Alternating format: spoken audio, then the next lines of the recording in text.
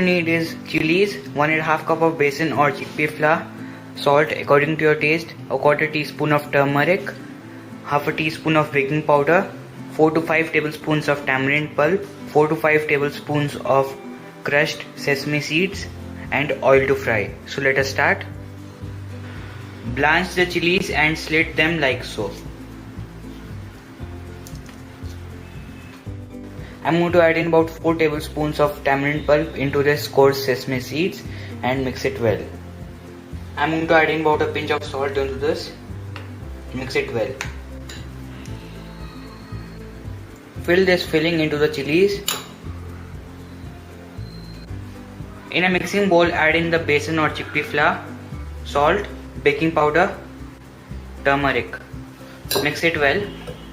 Add water and make a thick batter.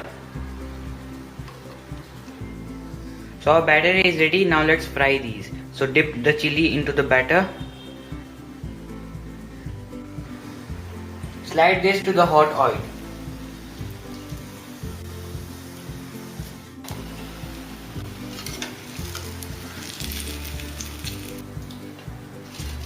Serve hot.